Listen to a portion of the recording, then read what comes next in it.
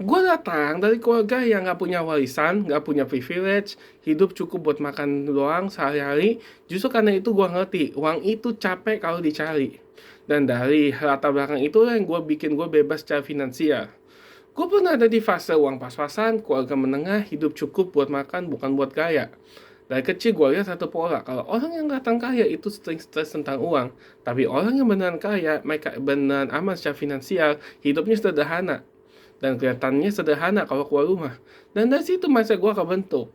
Tujuan gue bukan terlihat kaya, tapi tujuan gue adalah bebas secara keuangan. Dan waktu akhirnya gue mencapai tabungan lebih dari 100 juta rupiah di usia gue yang sebelum 30 tahun, gue tuh sadar kalau keputusan terbesar gue justru adalah tidak menaikkan gaya hidup. Kenapa? Karena gue mau pegang kendali gue ya dalam hidup gue, bukan untuk dikendalikan cicilan. Gue bisa aja beli mobil mahal, rumah mewah, barang branded, tapi gue tanya ke diri gue sendiri.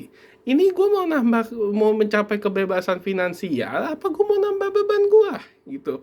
Mobil gue, yang gue fungsinya itu antar gue dari A ke B, buat gue aman, yang mas cukupnya, nggak kehujanan, nggak kepanasan, gue bisa bantu gue narik gokar, buat income, irit bensin, dan juga rumah gue yang kalau gue beli fungsinya adalah untuk tempat tinggal yang layak, tempat istirahat, bukan alat pamer, bisa gue sewain buat saya income, sehingga gue beli yang menurut gue cukup dan gue beli secara fungsi, bukan gengsi. Dan itu yang nyamatin gue dari mata petaka finansial. Tahun 2024, gue itu kena scam dengan jumlah yang lumayan besar sampai gue hampir depresi. Dan 2025 gue harus bayar utang tersebut karena gue harus minjem bank dan karena gue juga harus kerja dan ngumpulin duit lagi dari nol. Nah, kalau waktu itu gue udah punya gaya hidup yang tinggi, mobil mahal, cicilan numpuk, gaya hidup besar, dan pada saat gue ketipu uang gue hilang, pasti gue stres dan gue depresi pada saat itu. Gue mungkin hancur mental secara finansial, tapi karena gaya hidup gue memang udah bukan yang mewah ya, gaya hidup biasa aja, tapi frugal living loh kalau gue bilang, gue bisa bertahan. Dan di 25 dari awal gue hidup sederhana, dengan pengeluaran gue yang rendah, tabungan masih ada, investasi tetap jalan, mental gue juga tenang, gue bisa bilang dengan bangga, pada tahun 2026 gue berhasil melunasi semua utang gue. Hidup sederhana, bukan pelit, itu saya lagi bertahan hidup saat ini, saat dunia nggak lama. Nah, orang fokus gimana caranya cepat kaya.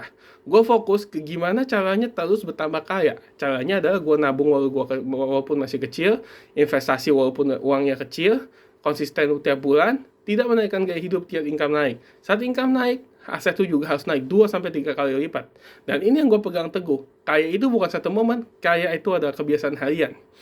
Pada saat hidup lu sederhana, saat kaya itu powerful. Kenapa? Karena lu bisa pegang kendali, lu tahan banting saat krisis, dan lu bisa akselerasi kebebasan finansial lu.